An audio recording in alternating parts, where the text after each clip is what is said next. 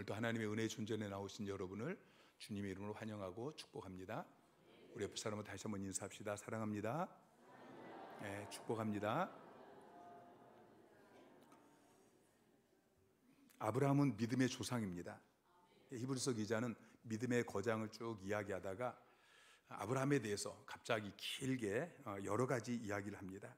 그래서 지난주 그리고 또 이번 주 또 다음 주까지 아브라함의 믿음을 우리가 함께 묵상하게 될 것입니다. 하나님께서 아브라함을 부르셨습니다. 하나님이 왜 아브라함을 부르셨죠? 너는 복이 될지라, 베라카, 축복의 사람, 복을 나누어 주는 사람, 땅의 모든 족속이 너로 말미암아 복을 받는 그 축복의 사람이 되게 하시려고 하나님께서 부르신 것입니다. 하나님께서 아브라함을 부르실 때에, 그리고 가라고 하실 때 아브라함은 갈 바를 알지 못했지만 믿음으로 순종했습니다. 여러분, 보는 것으로 살지 마시고 믿음으로 사시기를 주님의 이름으로 축원합니다. 믿음으로 사는 삶은 하나님의 주권적인 부르심에서 시작합니다. 내가 아닙니다. 하나님이 나를 부르셨습니다.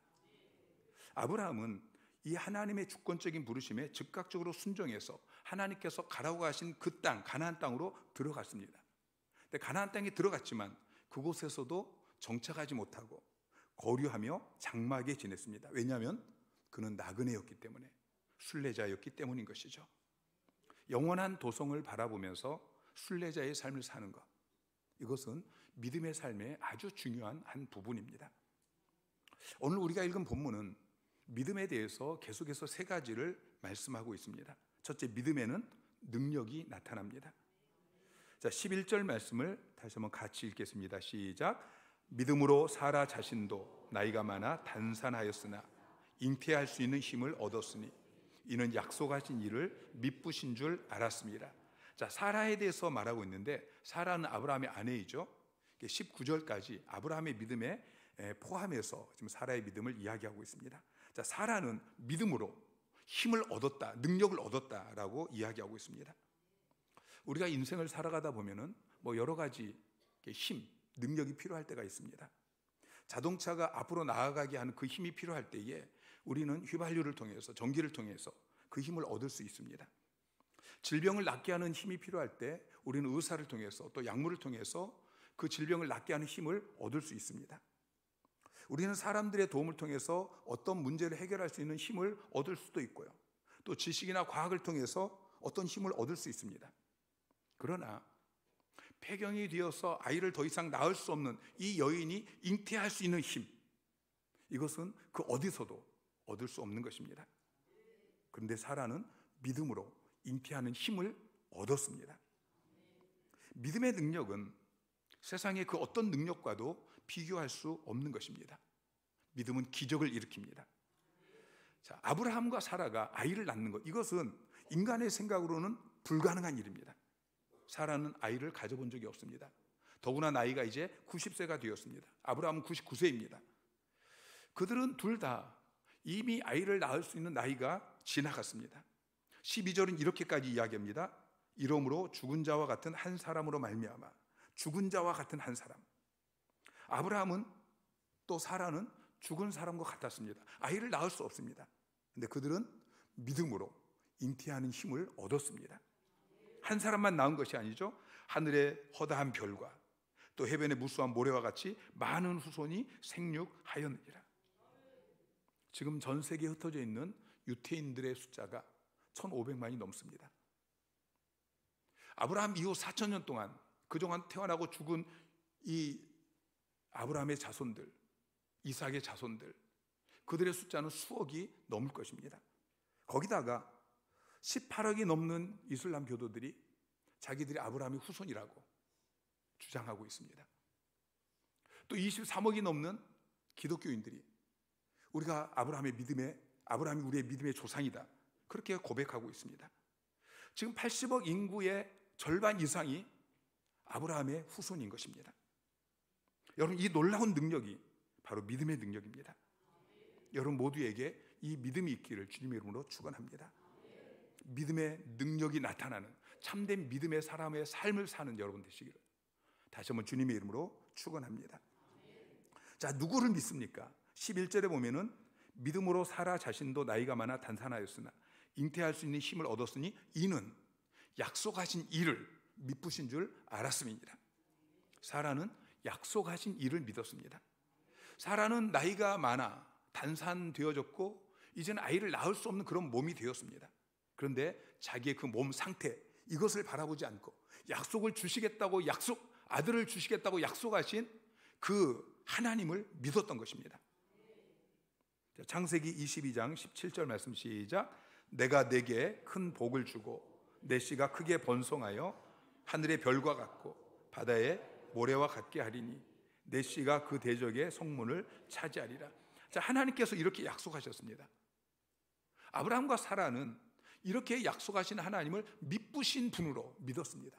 믿을 수 있는 분, 신뢰할 수 있는 분, 그렇게 믿었던 것입니다. 여러분, 하나님은 약속을 지키시는 분이십니다. 여러분, 하나님의 약속과 사람의 약속은 전혀 다릅니다. 여러분, 대통령쯤 되면은 약속한 것을 다 지킬 수 있을 것 같아 보이잖아요. 그런데 역대 대통령들이 공약한 것을 다 지킨 대통령이 없어요. 일부러 지키지 않은 게 아닙니다. 지키려고 했는데 지킬 능력이 없었던 것이죠. 여러분, 대통령식이나 되어도 약속한 것을 다 지키지 못합니다.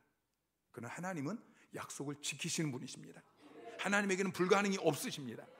여러분, 하나님이 어떤 분이십니까? 예레미야 32장 27절에 나는 여호와여 모든 육체의 하나님이라 내게 할 수 없는 일이 있겠느냐. 하나님께서 물으십니다. 내게 할 수 없는 일이 있겠느냐. 여러분, 하나님께는 할 수 없는 일이 없으신 줄을 믿으시기 바랍니다. 마태복음 19장 26절 말씀 시작. 예수께서 그들을 보시며 이르시되 사람으로는 할 수 없으나 하나님으로서는 다 하실 수 있느니라. 아멘. 사람은 할 수 없지만 하나님은 다 하실 수 있습니다. 누가복음 2장 37절에 대저 하나님의 모든 말씀은 능하지 못하심이 없느니라. 아멘. 여러분, 하나님은 기적의 하나님이십니다. 하나님에게는 불가능한 일이 없으십니다. 무엇보다도 하나님께서는 당신이 말씀하신 그 약속을 믿고 행동할 때에 반드시 이루십니다. 하나님의 모든 말씀은 능하시 못하심이 없느니라. 아브라함과 사라는 하나님을 그렇게 믿었습니다. 여러분, 하나님을 그렇게 믿으십니까? 사람은 도저히 할 수 없는 기적 같은 일이 하나님께는 가능하다. 여러분, 하나님을 믿으신 분으로 여러분 그렇게 믿고 계십니까? 믿음이 기적을 일으킵니다. 여러분, 우리가 믿을 때 문제가 해결되어집니다. 믿을 때 귀신이 떠나갑니다. 믿을 때 질병이 치유되어집니다. 불가능을 가능하게 하는 믿음, 기적을 나타내는 그 능력이 나타나는 참된 믿음의 사람이 되시기를 주님의 이름으로 축원합니다. 믿음이 없으면 한계에 부딪힐 때, 여러분, 우리 인간은 연약하기 때문에 늘 한계에 부딪힐 수 있습니다. 근데 믿음이 없으면 이 한계에 부딪힐 때 조급해져서 인간적인 대안을 찾게 되어집니다.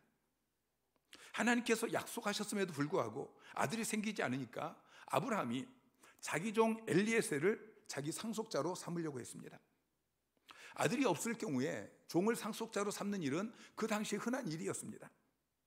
그래서 아브라함도 자기 종 엘리에셀을 상속자로 삼으려고 했습니다. 대안을 만든 것입니다. 사라도 마찬가지였습니다. 나이가 먹는데 아들이 생기지 않으니까 조급해졌습니다. 그리고 자기 여종 하가를 자기 남편에게 첩으로 주어서 이스마엘을 낳았습니다. 우리가 믿음의 자리를 인간적인 대안으로 대신하려고 할 때가 많이 있습니다. 믿고 기다려야 됩니다. 그런데 믿고 기다리다가 지치면 대안을 모색합니다. 우리는 최선이 아니면 차선을 선택하는 것에 익숙합니다. 문제는 차선을 선택함으로 믿음을 포기하고 하나님을 밀어내는 데 있는 것입니다. 여러분, 믿음이 약해지면 안 됩니다. 믿음이 약해지면 대안이 밀고 들어오게 되어집니다. 여러분, 하나님이 약속하셨으면 끝까지 기다려야 됩니다. 하나님의 약속을 여러분의 대안으로 바꾸지 마십시오. 이스마엘은 아브라함의 상속자로 안성맞춤처럼 보였습니다. 그런데 하나님께서는 여종을 통해 태어난 이스마엘이 아니라 사라를 통해 태어난 이삭을 통해서 언약을 이루실 것이라고 말씀하십니다. 우리가 믿음으로 살아가기 위해서는 조급함과 싸워야 합니다. 조급할수록 악수를 두게 되어 있습니다. 조급해지면 자기 생각에 넘어지게 되어지죠. 여러분, 하나님의 때를 기다리는 것은 믿음의 삶을 살아가는데 매우 중요한 것입니다. 하나님의 때를 기다리는 것, 이게 믿음입니다. 여러분, 믿음이 좋다, 아무 교회는 참 믿음이 좋아 라고 이야기할 때 이 말은 그 사람에게 금방 어떤 역사가 막 일어나는 이것을 이야기할 수도 있지만, 때로는 기다리기를 잘한다, 이런 의미일 수도 있다는 것을 기억하십시오. 여러분, 임신했다고 해서 아이가 금방 나오는 것이 아닙니다. 입덧을 하고 얼마나 고통스럽습니까?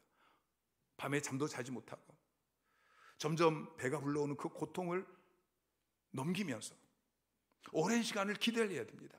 때가 되어야 합니다. 때가 되면 역사가 나타나게 되어 있습니다. 두 번째는 믿음의 확신입니다. 자, 13절 말씀 시작. 이 사람들은 다 믿음을 따라 죽었으며 약속을 받지 못하였으되 그것들을 멀리서 보고 환영하며 또 땅에서는 외국인과 나그네임을 증언하였으니. 자, 그들은 믿음을 따라 죽었습니다. 이 말은 믿음을 따라 살다가 죽었다는 이야기입니다. 그런데 약속을 받지 못했어요. 그럼에도 불구하고 그들은 첫째, 그것을 멀리서 보았습니다. 두 번째, 그것을 확신했습니다. 세 번째, 땅에서 외국인과 나그네라고 증언하였습니다. 자, 하나님께서 아브라함에게 약속하셨습니다. 아브라함은 그 약속을 믿는 믿음 안에서 살다가 죽었습니다. 아브라함은 그 약속이 성취되는 것을 보지 못하고 죽었습니다. 그럼에도 불구하고 그는 첫째, 그것을 멀리서 보았습니다. 그 약속들은 먼 장래에 이루어질 것이었지만 믿음의 눈은 멀리까지 보게 만드는 것입니다. 여러분, 만원경이 있으면 거리적으로 멀리 있는 것을 보게 되어집니다. 그 앞에까지 가지 않아도 멀리서 만원경으로 그것을 볼 수 있는 것처럼 믿음의 눈은 시간적으로 아직 멀리 있지만, 아직 그 시간대에 도달하지 않았지만 믿음의 눈은 그것을 볼 수 있게 만들어주는 것입니다. 하나님께서 여러분에게 약속하신 것을 믿음의 눈으로 바라보며 사시기를 주님의 이름으로 축원합니다. 10년 뒤에, 20년 뒤에 일어날 그 일을 미리 바라보세요. 하나님께서 여러분의 가정을 회복시켜 주실 것입니다. 지금은 보이지 않아도, 지금은 죽은 것 같을지라도 여러분 믿음으로 그것을 바라보십시오. 하나님께서 여러분을 변화시켜 주시고 여러분의 일터를, 여러분의 사역 현장을 변화시켜 주실 것을 믿음의 눈으로 바라보시기를 주님의 이름으로 축원합니다. 그리고 그것을 멀리서 바라보았고, 그리고 그것들을 확신했습니다. 환영하며라고 번역되어져 있는데 헬라어 페이도라는 단어는 확신하다, 설득하다, 그런 의미입니다. 성경에 이 페이도라는 단어가 많이 나오는데 환영하며라고 번역되어진 경우는 본문 하나밖에 없습니다. 성경에서 대부분 확신하다 또는 신뢰하다, 그렇게 번역되어 있습니다. 아브라함은 그것을 확신했습니다. 마음으로 깊게 믿었습니다. 신뢰했습니다. 여러분, 이게 중요합니다. 확신하는 것. 믿음에 있어서 중요한 것은 확신입니다. 확신이 있었기 때문에 땅에서 외국인과 나그네임을 증언하였습니다. 증언이라는 단어는 고백하다, 선포하다, 그런 의미입니다. 그들은 외국인으로 살았습니다. 나그네로 살았습니다. 삶으로 그렇게 보여주었습니다. 삶으로 증언한 것입니다. 외국인과 나그네, 이 두 단어는 비슷한 단어인데요, 외국인은 신분을 이야기합니다. 나그네는 삶을 의미하는 것이죠. 외국인으로 살았던 것은 그들의 본향이 하늘이었기 때문입니다. 16절 말씀 시작. 그들이 이제는 더 나은 본향을 사모하니 곧 하늘에 있는 것이라. 이러므로 하나님이 그들의 하나님이라 일컬음 받으심을 부끄러워 그들을 위하여 한 성을 예비하셨느니라. 자, 그들은 더 나은 본향, 하늘에 있는 그 본향을 사모했습니다. 한 성, 하나님의 도성, 그 도성을 사모하였기 때문에 그들은 이 땅에서 외국인으로 살았습니다. 나그네로 살았던 것은 그들이 여기저기 돌아다니며 살았기 때문인 것이죠. 우리는 우리 자신을 외국인으로 인식하고 그리고 나그네의 삶을 살아야 하는 것입니다. 제가 안식월 때 동남아 그리고 유럽을 그렇게 여행하면서 날마다 오늘은 이 집에서 자고 그리고 내일은 또 이 집에서 자고, 아침이면은 짐을 꾸려서 또 걸어갑니다. 그러다가 저녁이면 또 다른 집에서, 어떤 집은 너무 좁고요, 어떤 집은 낡았고요, 어떤 집은 또 뭐 화장실이나 이런 게 불편하고요. 그러나 제가 그곳에서 그 화장실을 고치지 않았습니다. 그냥 그곳에서 자고 아침이면 또 짐을 꾸려서 그 집을 빠져나오고, 언제까지요? 우리 집에 올 때까지. 때로는 여행하면서 만나는 사람들이 친절한 사람도 있었고요. 그런데 어떤 사람들은 자기 나라 사람이 아니라고, 특별히 프랑스 같은 곳에서는 프랑스어를 하지 못한다고 막 무시하고 그러는 거예요. 여러분, 그런데 고대는 외국인에 대해서 지금보다 훨씬 더 적의와 의심과 경멸의 태도를 가지고 대합니다. 지금도 세상 사람들은 기독교인을 적의로, 의심으로, 그리고 경멸의 태도로 바라봅니다. 개독교인, 그렇게 부르죠. 예전에도 그랬었고 지금도 그렇고 앞으로도 계속 그럴 것입니다. 왜냐하면 우리가 나그네이기 때문, 우리가 외국인이기 때문인 것이죠. 아브라함이 가나안 땅에 살 때에 그 땅에 사는 헷 족속들에게 이렇게 말합니다. 창세기 23장 4절에 나는 당신들 중에 나그네요 거류하는 자이니. 그 땅에 사는 사람들에게 아브라함이 그 땅에 살고 있으면서 고백하는 거예요. 나는 당신들 중에 나그네입니다. 거류하는 자입니다. 창세기 40장 9절에 보면은 야곱이 바로에게 이야기합니다. 내 나그네 길의 세월이 130년이니이다. 내 나이가 얼마 못 되니 우리 조상의 나그네 길의 연조에 미치지 못하나 험악한 세월을 보내었나이다. 내 나그네 길의 세월, 130년을 살았던 그것이 나그네 길이라고 고백합니다. 우리 조상의 나그네 길의 연조라고 고백하죠. 심지어 다윗은 가나안 땅을 정복했습니다. 이스라엘 나라를 세웠습니다. 그럼에도 불구하고 임종 직전에 어떻게 고백하냐면, 자, 시편 39편 12절 말씀 시작. 나는 주와 함께 있는 나그네이며 나의 모든 조상들처럼 떠도나이다. 다윗은 이스라엘 나라를 세우고 그 땅을 정복하고 그 나라를 세웠음에도 불구하고 여전히 나는 나그네입니다. 나의 조상들처럼 떠도나이다 라고 고백합니다. 우리가 이 땅을 살면서 이런 태도가 필요합니다. 나는 나그네이다. 나는 순례자이다. 여러분, 순례자의 삶을 살다가 목적지를 놓치고 방랑자가 되지 마십시오. 노숙자가 되지 마십시오. 지난주에 말씀을 드렸던 맥스 루카이도 목사님의 이 모래성을 쌓는 한 남자 그리고 한 소년의 이야기를 여러분 기억하시기 바랍니다. 자, 이들이 생각하고 있는 것이 무엇입니까? 15절에 보면은 그들이 나온 바 본향을 생각하였더라면 돌아갈 기회가 있었으려니와 그들이 이제는 더 나은 본향을 사모하니 곧 하늘에 있는 것이라. 그들이 나온 바 본향, 그것은 세상입니다. 옛 삶입니다. 그 나온 바 본향을 생각했다면 돌아갈 기회가 있었습니다. 그런데 그들은 더 나은 본향을 사모했습니다. 하늘의 본향. 그래서 그들은 돌아가지 않았습니다. 대만은 바울의 동역자였습니다. 과거에 바울과 함께 옥에 갇힐 정도로 그렇게 바울과 함께 복음 사역, 선교 사역에 동참했던 그런 사람입니다. 그런데 그는 세상을 사랑해서 바울을 버리고 고향으로 돌아가 버렸습니다. 여러분, 우리가 돌아가지 않아야 합니다. 믿음의 길을 걸어가다가 결코 뒤돌아서지 않아야 합니다. 영국이 도덕적으로 타락한 것에 대해서 윈스턴 처칠은 이렇게 이야기했습니다. 대영 제국의 도덕이 이렇게까지 문란한 상태에 이른 이유는 이 나라에서 천국과 지옥이 더 이상 선포되지 않기 때문이다. 어떤 사람이 이렇게 말합니다. 만일 가야 할 천국도 없고 피해야 할 지옥도 없다면 왜 사치스럽고 방탕한 생활을 하지 않고 왜 먹고 마시고 즐기지 않겠는가? 여러분, 가야 할 천국이 있습니다. 피해야 할 지옥이 있습니다.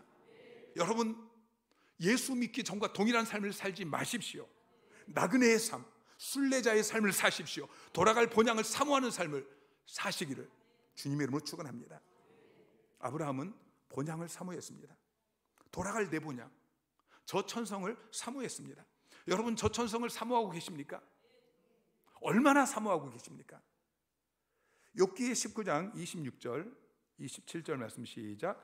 내 가죽이 벗김을 당한 뒤에도 내가 육체 밖에서 하나님을 보리라. 내가 그를 보리니 내 눈으로 그를 보기를 낯선 사람처럼 하지 않을 것이라. 내 마음이 초조하구나. 자, 욥은 고통 가운데 내가 죽고 나서 내 육체를 떠나서 육체 밖에서 하나님을 보는 그것을 생각할 때에 내 마음이 초조하다라고 고백해요. 내 마음이 초조하다라는 이 번역을 쉬운 성경은 내 심장이 기대감으로 두근거리네 이렇게 번역하고 있습니다. 자, 내가 내 육체 밖에서 하나님을 보는 저 천성에 올라가서 하나님을 만나게 되는 그 순간을 생각하니까 내 심장이 기대감으로 막 두근거린다라고 욥은 고백하고 있는 것입니다. 빌립보서 1장 23절 말씀 시작. 내가 그 둘 사이에 끼었으니 차라리 세상을 떠나서 그리스도와 함께 있는 것이 훨씬 더 좋은 일이라. 그렇게 하고 싶으나. 바울은 이 둘 사이에 끼어 있다고 고백합니다. 이 땅과 저 천국, 이 둘 사이에 내가 끼어 있는데 내가 이 세상을 빨리 떠나서 저 천국, 그 영원한 도성, 내가 돌아갈 그 본향에 돌아가는 것, 그것이 더 좋은 일이다. 그렇게 하고 싶다라고 고백하고 있어요. 여러분, 천국을 사모하고 계십니까? 아니면 천국은 잊어버리고 그냥 이 땅의 삶의 시선을 고정한 채 살아가고 있습니까?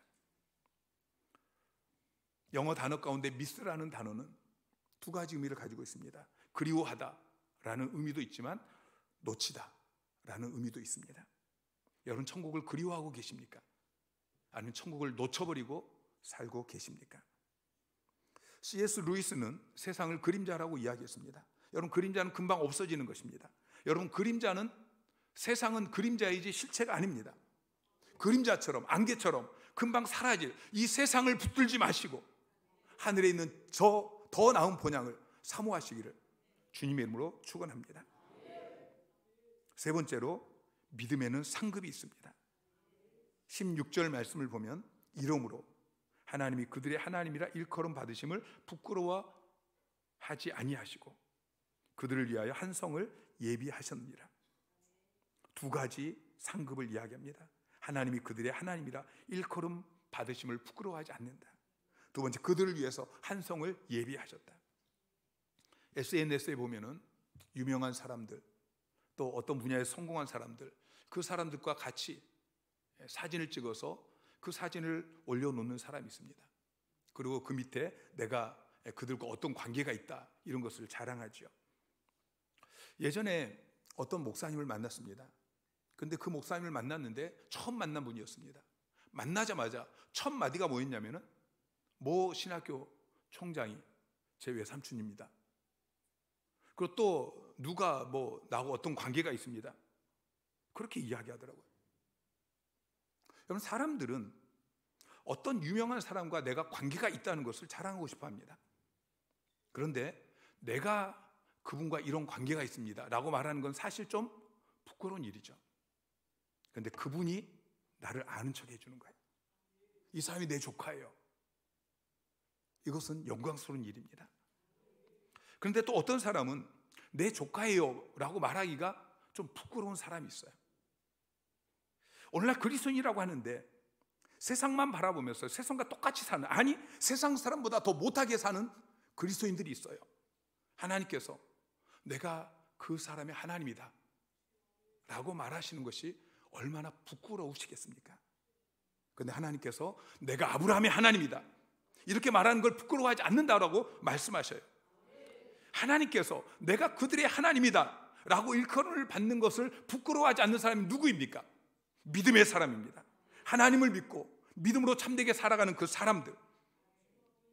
사무엘상 2장 30절에 하나님께서 말씀하십니다. 나를 존중히 여기는 자를 내가 존중히 여기고 나를 멸시하는 자를 내가 경멸하리라. 족장들은 하나님을 존중히 여겼습니다. 그러므로 하나님께서는 저들의 하나님이라고 불려지는 것을 부끄러워하지 않으셨습니다. 출애굽기 3장 6절에 또 이르시되 나는 내 조상의 하나님이 아브라함의 하나님, 이삭의 하나님, 야곱의 하나님이니라. 나는 아브라함의 하나님이다. 나는 이삭의 하나님이다. 나는 야곱의 하나님이다. 하나님께서 부끄러워하지 아니하시고 말씀하셨습니다. 자, 따라해 보세요. 나는 성일이 하나님이니라. 여러분 이름을 넣으셔야죠. 자, 다시. 나는 성일이 하나님이니라. 하나님께서 나는 누구의 하나님이다. 여러분의 하나님이라고 그렇게 불러주시는 그런 영광이 있기를 주님의 이름으로 축원합니다. 내가 너를 치명하여 불렀나니 너는 내 것이라. 너의 하나님이라. 내가 너를 보배롭고 존귀하게 여기노라. 10절에 아브라함은 하나님이 계획하시고 지으실 터가 있는 그 성을 바라보았습니다. 그러자 하나님께서 그들을 위해서 한 성을 예비해 놓으셨죠. 그 성은 하늘에 있는 저 천성, 하나님의 도성, 저 천국인 것입니다. 예수님께서 승천하시면서 이렇게 말씀하셨습니다. 요한복음 14장 2절에 내 아버지 집에 거할 곳이 많도다. 그렇지 않으면 너희에게 일렀으리라. 내가 너희를 위하여 거처를 예비하러 가노니. 주님께서 여러분이 거할 처소를 예비하기 위해서 승천하셨습니다. 지금도 여러분이 거할 처소를 준비하고 계십니다. 요한계시록 21장 2절과 4절 말씀 시작. 또 내가 보매 거룩한 성 새 예루살렘이 하나님께로부터 하늘에서 내려오니 그 준비한 것이 신부가 남편을 위하여 단장한 것 같더라. 모든 눈물을 그 눈에서 닦아주시니 다시는 사망이 없고 애통하는 것이나 곡하는 것이나 아픈 것이 다시 있지 아니하니 처음 것들은 다 지나갔음이러라. 아멘. 하나님께서 여러분을 위해 예비하시는 그 도성은 이렇게 아름다운 도성입니다. 우리가 천국에 들어가자마자 주님께서 달려 나오셔서 두 팔을 벌리시고 우리를 안아주실 것입니다. 그리고 우리의 눈물을 닦아주시면서 그동안 힘들었지, 내가 다 안다. 얼마나 아팠는지, 얼마나 힘들었는지, 얼마나 나를 위해 충성했는지, 믿음으로 살기 위해서 얼마나 힘들게 그렇게 버텨왔는지 내가 다 안다. 그리고 여러분의 눈물을 닦아주실 것입니다. 그 후로 다시는 죽음도 없고 애통하는 것도 없고 곡하는 것도 없고 아픈 것도 없을 것입니다. 요한계시록 22장 3절에 보면 다시 저주가 없으며 5절에는 다시 밤이 없겠고 그리고 그들이 세세토록 왕노릇 하리로다. 아멘. 그 성을 바라보면서 순례자의 삶, 외국인으로 나그네로 그렇게 살아가는 여러분 되시기를 주님의 이름으로 축원합니다.